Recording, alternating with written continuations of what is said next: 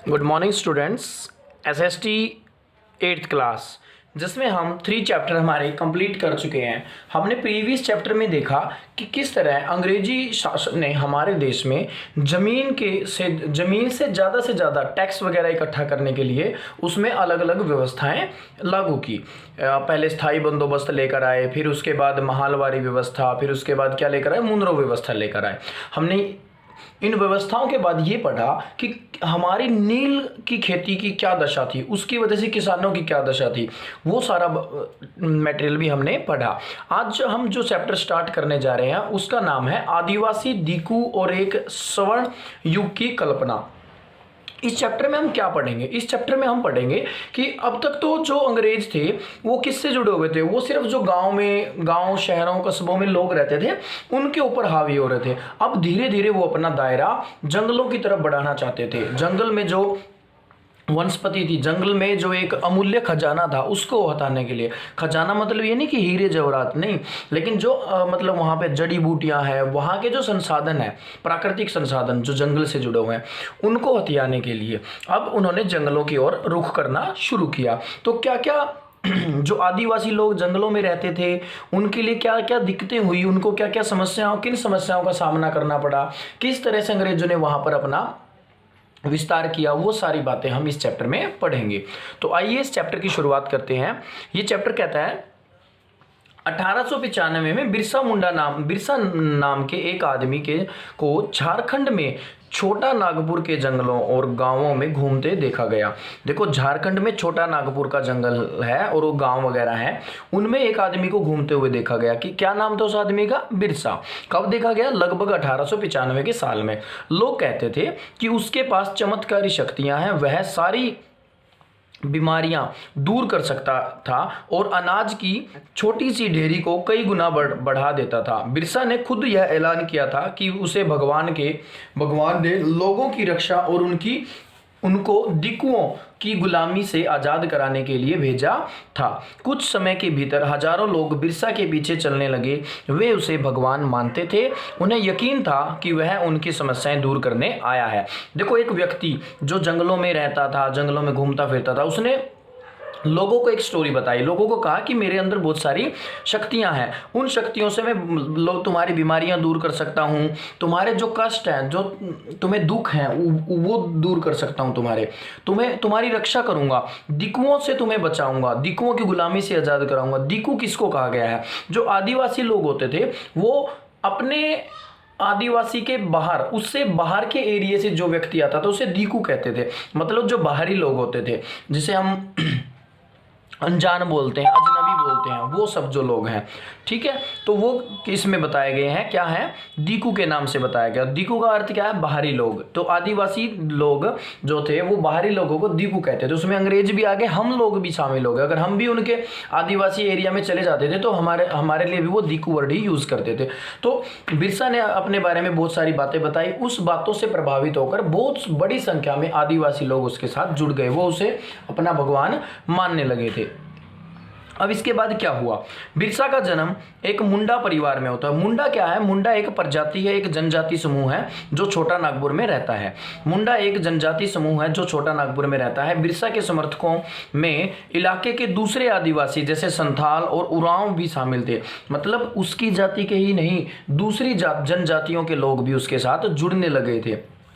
इसमें जो एग्जाम्पल दिया गया वो संथाल और उरांव का दिया गया है।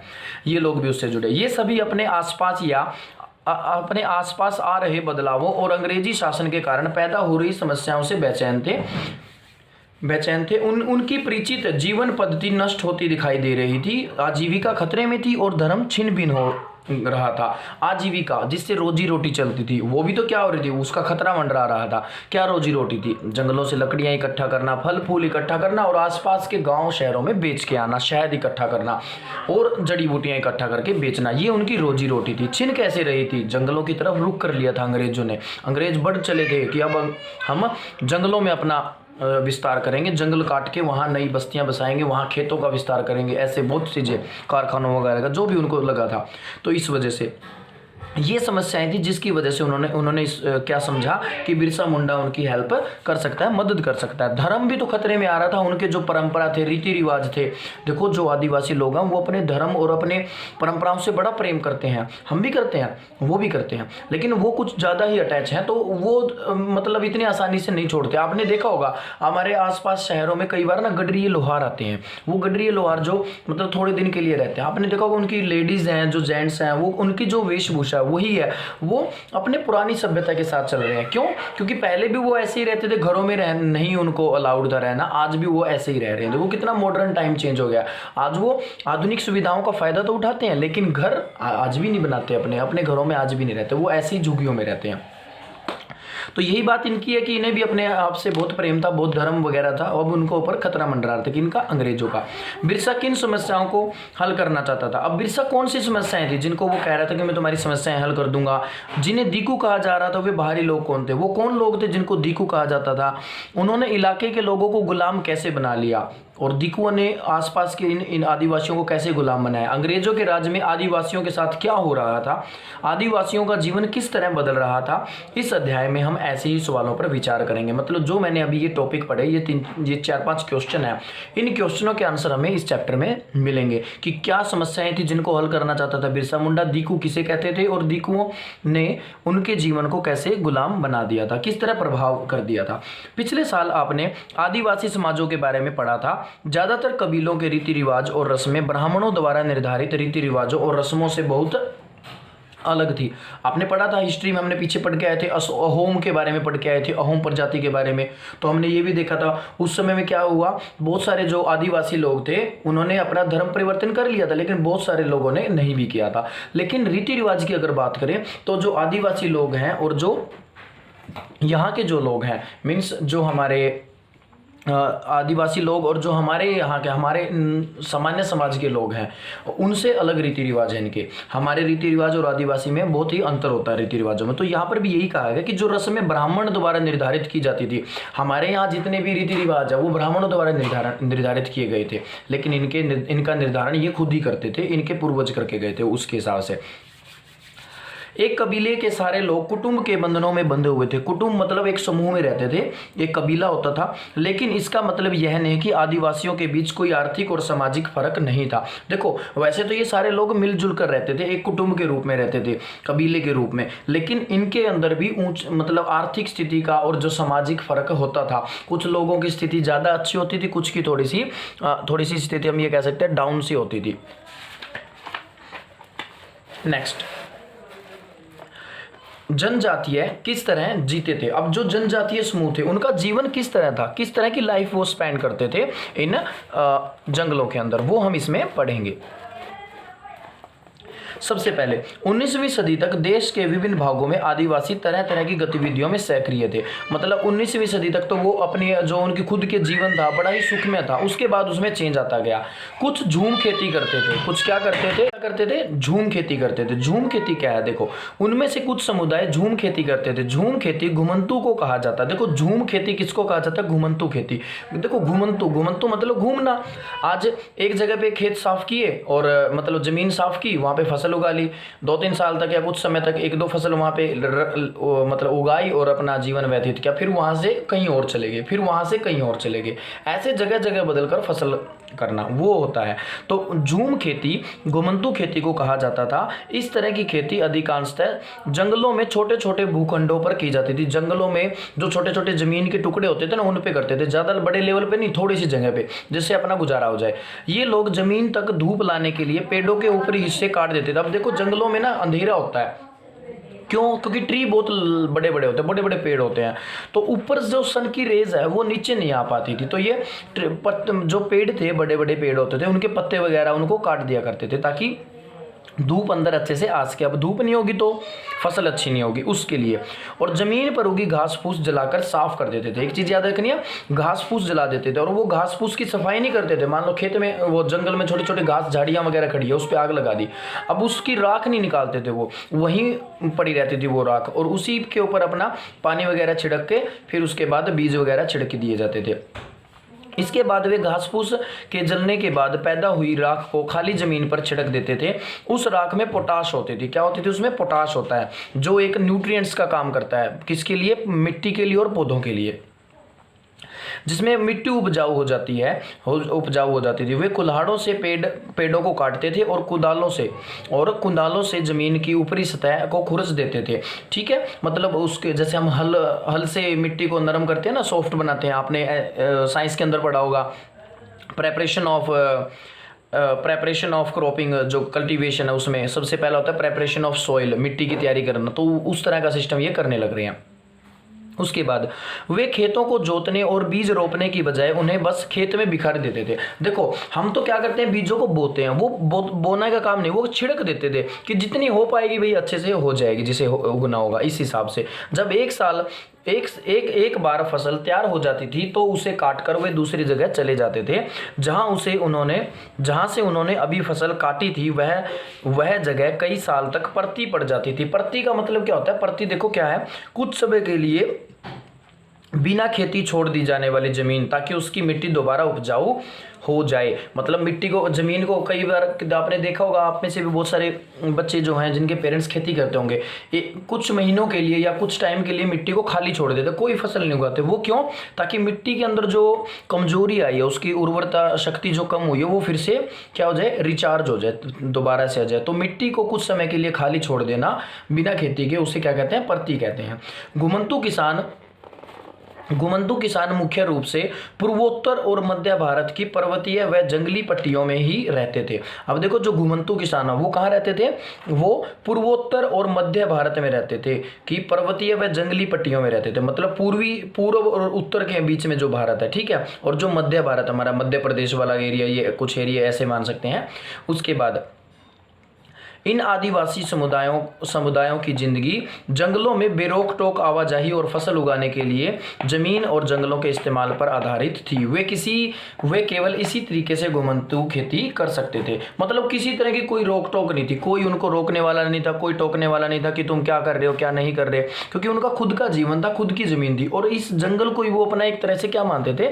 अपनी संपत्ति मानते थे, अपना भगवान की तरह मानते थे। नदियां, पेड़, पर्वत, जो भी थी चीजें थी, उनको अपना एक तरह से भगवान के रूप में उनको माना जाता था। कुछ शिकारी और संग्राहक थे। कुछ तो क्या करते थे? घुमंतू खेती करते थे। कुछ शिकारी थे, कुछ संग्राहक थे। संग्राहक कौन होता है? जो इकट्ठा करता है चीजों को। ठीक है, बहुत सारे इलाकों में आदिवासी समूह पशुओं का शिकार करके और वन्य उत्पादों को इकट्ठा करके अपना काम चलाते थे। वे जंगलों को अपनी जिंदगी के लिए बहुत जरूरी मानते थे। उड़ीसा के जंगलों में रहने वाला खोंड समुदाय इसी तरह का समुदाय था। मतलब जंगलों से अपना काम चलाते थे, चीजों को इकट्ठा करना अपना सबसे बड़ा मेन काम मानते थे। यही उनकी जिंदगी का मेन काम था। जंगल से यह उनका जीवन था। और जो खोंड है वो इसी तरह का काम करता था। इस समुदाय के लोग टोलियां बनाकर शिकार पर निकलते थे।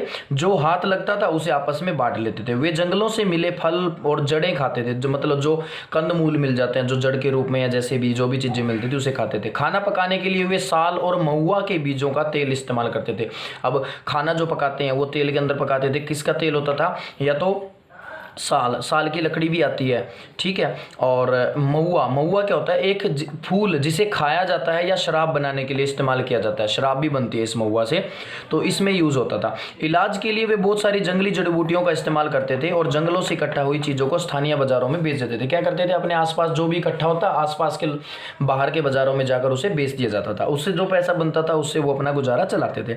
जब भी स्थानीय बुनकरों और चमड़ा कारीगरों को कपड़े व चमड़े की रंगाई के लिए कुसुम और पलाश, देखो पलाश वही वर्ड आ गया ना, देखो प्लासी की लड़ाई, अंग्रेजी इसको पलाश बोलते थे, ठीक है। तो प्लासी की लड़ाई वाला वर्ड यही आ गया। अब जो चमड़े की जरूरत होती थी बुनाई वालों को, कपड़े बुनकरों को, या फिर किसकी रंग के लिए कुसुम और पलाश की जरूरत हो, फूलों की जरूरत होती थी, तो वो क्या करते थे? तो वो इन्हीं से संपर्क करते थे।